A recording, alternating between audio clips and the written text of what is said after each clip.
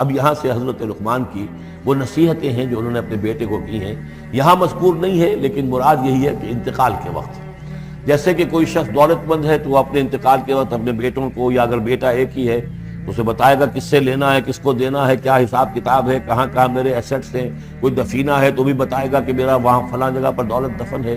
ایک حکیم انسان کے پاس اصل شے اس کی ساری عمر کے غور و فکر کا جو حاصل ہے کہ میں نے جو کچھ سوچا ہے، میں نے جو کچھ بھی حاصل کیا ہے اپنی فطرت سلیمہ اور عقل سلیم کی رہنمائی میں، وہ میں تمہیں منتقل کر رہا ہوں۔ وَإِذْ قَالَ لُقْمَانُ لِابْنِهِ وَهُوَ يَعِظُهُ، اور یاد کرو جب کہ کہا لقمان نے اپنے بیٹے سے اور وہ اسے نصیحت کر رہے تھے، یا بنی لا تشرک باللہ، نمبر ایک اللہ کے ساتھ شرک مت کیجو، ان الشرک لظلم عظیم، یقیناً شرک بہت بڑا ظلم ہے، بہت ظلم، سب سے بڑی ناانصافی۔ عربی زبان میں ظلم کہتے ہیں وضع الشیء فی غیر محلہ، کسی شے کو ہٹا کر اس کی اصل مقام سے ہٹا کر کہیں اور رکھ دینا، یہ ظلم ہے۔ اللہ خالق ہے تنہا، باقی سب مخلوق ہے، اب آپ نے مخلوق میں سے کسی کو اللہ کے برابر کر دیا، یا اللہ کو کسی اعتبار سے گرا کر مخلوق کی سب میں لا کے کھڑا کر دیا، تو اس سے بڑا شرک، اس سے بڑی ظلم، اس سے بڑی ناانصافی، اس سے بڑا ظلم کوئی نہیں۔ اب بنی لا تشرک باللہ ان الشرک لظلم عظیم، اے میرے بچے شرک مت کرنا اللہ کے ساتھ، اس لیے کہ شرک جو ہے بہت بڑا ظلم ہے، بہت بڑی ناانصافی ہے۔ دوسری وصیت ان کی کیا ہے؟ یا بنی انہا ان تک مثقال حبۃ من خردل فتکن فی صخرۃ او فی السماوات او فی الارض یأت بها اللہ ان اللہ لطیف خبیر۔ اے میرے بچے عمل، خواہ وہ نیکی کا ہو خواہ بدی کا ہو، انہا، ہا کی ضمیر ہے عمل کی طرف، عمل خواہ ایک رائی کے دانے کے ہم وزن ہو، اب یہ سب سے چھوٹی چیز رائی کا دانہ، فتیلہ، نقیرہ، یہ تین چیزیں آتی ہیں قرآن مجید میں عام طور پر چھوٹی شے کے لیے، لا یظلمون فتیلہ، لا یظلمون نقیرہ، اور یہ کہ رائی کا دانہ بہت چھوٹا، تو چاہے وہ نیکی یا بدی ہو رائی کے دانے کے ہم وزن، اور پھر فتکن فی صخرۃ، وہ کسی پہاڑ کی، کسی چٹان کے پیٹ میں جا کر، کسی کھو کے اندر جا کر وہ عمل کیا گیا ہو، او فی السماوات، یا آسمانوں میں کیا گیا ہو، اب تو آسمانوں میں ہے نا، آپ خلا میں جا کر وہ عمل کر رہے ہیں، تو پھر اب تو انسان جو ہے وہاں تک پہنچ گیا ہے، او فی الارض، یا زمین کے پیٹ میں گھس کر کیا گیا ہو، یأت بہ اللہ، اللہ اسے لے آئے گا۔ یعنی انسانی اعمال، انسان اشرف المخلوقات ہے، اور انسانی اعمال ایسی گھٹیا چیز نہیں ہے کہ ایسے ضائع کر دے اللہ، چاہے وہ نیکی ہے چاہے بدی۔ فمن یعمل مثقال ذرۃ خیرا یرہ ومن یعمل مثقال ذرۃ شرا یرہ، لیکن عمل ضائع نہیں ہوگا، چاہے وہ رائی کے دانے کے برابر ہو، پھر چاہے وہ کسی چٹان میں گھس کر کیا گیا ہو، کسی پہاڑ کی کھو میں کیا گیا ہو، چاہے وہ خلا اور فضا کی پہنائیوں میں کیا گیا ہو، چاہے وہ زمین کے اندر سرنگ کھود کر کیا گیا ہو، یأت بہ اللہ ان اللہ لطیف خبیر، یقیناً اللہ تعالیٰ باریک بین ہے، باخبر ہے۔ اب دو چیزیں آ گئیں، اللہ کے ساتھ شرک نہیں، اور اعمال کے بارے میں دیکھ لو، نیکی اور بدی کے نتائج نکل کر رہے ہیں، اس سے آگے بعث بعد الموت کا یہاں تذکرہ نہیں ہے، اس سے بعد جنت اور دوزخ کا، اس لیے کہ یہ چیزیں معلوم ہوتی ہیں پھر نبی کے بتانے سے۔ اصولی طور پر جو چیز حکمت سے انسان جہاں تک پہنچ سکتا ہے وہ دو ہے، ایک خالق اور اس کے ساتھ شرک نہ ہو، اور نمبر دو اس اعمال انسانی ان کا ضرور بدلہ ملے گا۔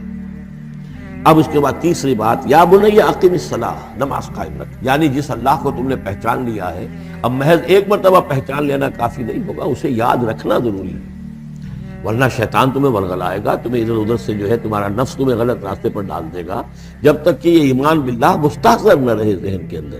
اور ایمان باللہ کو مستحضر رکھنے کے لیے ذکر ہے جو ہم پڑھ چکے ہیں، اتل ما اوحی الیک من الکتاب واقم الصلاۃ ان الصلاۃ تنہی عن الفحشاء والمنکر۔ لہذا اب نماز کون سی تھی وہ ہم نہیں جانتے، لیکن کوئی ذریعہ ایسا ہونا چاہیے کہ تم اللہ کو یاد کیا کرو۔ یا بنی اقم الصلاۃ، اور نمبر 4 وَأَمُرْ بِالْمَعْرُوفِ وَانْهَ عَنِ الْمُنْکَرِ، اور نیکی کا حکم دو اور بدی سے روکو۔ یہ بھی تمہاری ذمہ داریوں میں سے ہے، یہ بھی انسان کی، یوں سمجھیے کہ اس کی انسانیت، اس کی شرافت، اس کی مروت کا تقاضا ہے کہ وہ اپنے جو ابنائے نو ہیں، جو بھی انسان ہیں، ان کی بھلائی کے لیے کوشاں ہوں، اور سب سے بڑی بھلائی ان کی، سب سے بڑی خدمت یہی ہے کہ انہیں برائیوں سے روکا جائے اور بھلائیوں کی دعوت دی جائے۔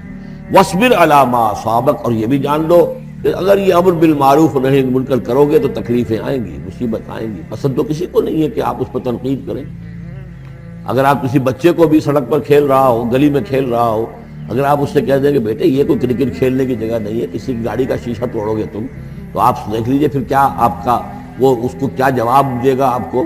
اسی لیے آپ بولتے ہی نہیں ہیں کہ اب لے کر وہاں سے نکل جائیں. تو کسی کو بھی نصیحت پسند نہیں ہے، حق کڑوا ہے، لہذا آپ اگر حق کہنا ہے اور نصیحت کرنی ہے تو پھر تیار رہو کہ وہ ممکن ہے تمہیں پلٹ کر گالی دے دے، وہ کہے کہ تم پہلے ذرا اپنے دامن کو دیکھو تمہارے کتنے دھبے ہیں. اب جو بھی ہو برداشت. اور اگر کوئی بڑی بات ہے، اگر فرعون کے سامنے جا کر حق کہو گے تو وہ تو کہے گا کہ میں تمہیں جیل میں ڈالوں گا. تو اس طریقے سے یہ وَاصْبِرْ عَلَىٰ مَا أَصَابَكَ، پھر جو شے بھی تم پر آئے اس پر صبر کرو. إِنَّ ذَلِكَ مِنْ عَزْمِ الْأُمُورِ، یقیناً یہ چیزیں ہیں جو بڑی ہمت کے کاموں میں سے. گویا کہ وہ چاروں چیزیں اس میں آ گئیں. وَالْعَصْرِ إِنَّ الْإِنسَانَ لَفِي خُسْرٍ إِلَّا الَّذِينَ آمَنُوا وَعَمِلُوا الصَّالِحَاتِ وَتَوَاصَوْا بِالْحَقِّ وَتَوَاصَوْا بِالصَّبْرِ. یہاں اصطلاحات ذرا علیحدہ ہو گئی، تواصی کے بجائے امر بالمعروف نہی عن المنکر آ گیا. صبر جو کا تو ہے، باقی ایمان اور وہ تمام چیزیں اعمال صالحہ میں سے نماز آ گئی، والدین کے ساتھ حسن سلوک آ گیا. آخری دو آیتیں ہیں وَلَا تُصَعِّرْ خَدَّكَ لِلنَّاسِ. اور دیکھو اپنے گالوں کو پھلا کر مت رکھو لوگوں کے سامنے، یعنی تکبر اور غرور اس انداز میں رہنا. وَلَا تَمْشِ فِي الْأَرْضِ مَرَحًا، اور تم زمین میں اکڑ کر نہ چلو. ان اللہ لا يحب كل مختال فخور، یقیناً اللہ تعالیٰ کو جو اکڑنے والے ہیں. اور یہ مختال بنا ہے خیل سے. خیل کہتے ہیں گھوڑے کو. گھوڑے کی چال میں ایک تمکنت ہوتی ہے، تو جب انسان بھی بڑی تمکنت کے ساتھ چلتا ہے تو وہ گویا کہ اختیال بن گیا. لا يحب كل مختال فخور، شیخی کھوڑے، فخر کرنے والے، اکڑنے والے اللہ کو پسند نہیں ہے. یہ مضمون سورہ بنی اسرائیل میں بھی آ چکا ہے. وَلَا تَمْشِ فِي الْأَرْضِ مَرَحًا إِنَّكَ لَن تَخْرِقَ الْأَرْضَ وَلَن تَبْلُغَ الْجِبَالَ طُولًا. تم کتنا ہی پاؤں مار کر چلو ہماری زمین کو پھاڑ نہیں سکتے، اور کتنی گردن اکڑا لو، اونچے ہو جاؤ، سینہ تان لو اور اوپر ترا بھی چڑھا لو، لیکن یہ کہ تم پہاڑوں کی اونچائی تک نہیں پہنچ سکتے. آخری بات فرمائی وَاقْصِدْ فِي مَشْيِكَ، اپنی چال میں میانہ روی اختیار کرو. یہ میانہ روی ہر اعتبار سے، چال میں بھی، خرچ میں بھی. وَالَّذِينَ إِذَا أَنفَقُوا لَمْ يُسْرِفُوا وَلَمْ يَقْتُرُوا وَكَانَ بَيْنَ ذَلِكَ قَوَامًا. یہ ایک میچور شخصیت کا کہ اس کے اندر ہر اعتبار سے معلوم و توازن ہو، انتہا پسندی کسی بھی اعتبار سے نہ ہو. وَاقْصِدْ فِي مَشْيِكَ وَاغْضُضْ مِنْ صَوْتِكَ، اور اپنی آواز کو پست رکھو. اس کا مطلب کیا ہے کہ کہیں کوئی آرگومنٹ ہے کہ جھگڑا ہو گیا ہے تو آواز کو بلند کرنے کی کوشش نہ کرو، بات اپنی کرو. عام طور پر یہ ہوتا ہے کہ جب آدمی دیکھتا ہے کہ میری دلیل تو کمزور پڑ گئی تو پھر وہ اپنی آواز کی والیوم بڑھا کر کوشش کرتا ہے کہ کمپنسیٹ کرے کہ دلیل عقلی اعتبار سے تو کمزور ہے لیکن میری آواز جو ہے وہ اس کے اندر وزن پیدا کر دے. وَلَا وَاغْضُضْ مِنْ صَوْتِكَ، اور دیکھو إِنَّ أَنْكَرَ الْأَصْوَاتِ لَصَوْتُ الْحَمِيرِ. آواز جو گدھے کی ہوتی ہے وہ ڈھیچو ڈھیچو جب کرتا ہے تو بلند تو وہ بہت ہوتی ہے، لیکن کس قدر ناپسندیدہ آواز ہے، کتنی ناپسندیدہ آواز ہے. تو آواز کی بلندی کوئی حسن نہیں ہے، اصل تو یہ شے ہے کہ آپ جو بات کہیں وہ وزنی ہو، وہ دلیل کے ساتھ ہو، اور وہ آپ اپنی بات کو منوا سکیں اس کے حوالے سے.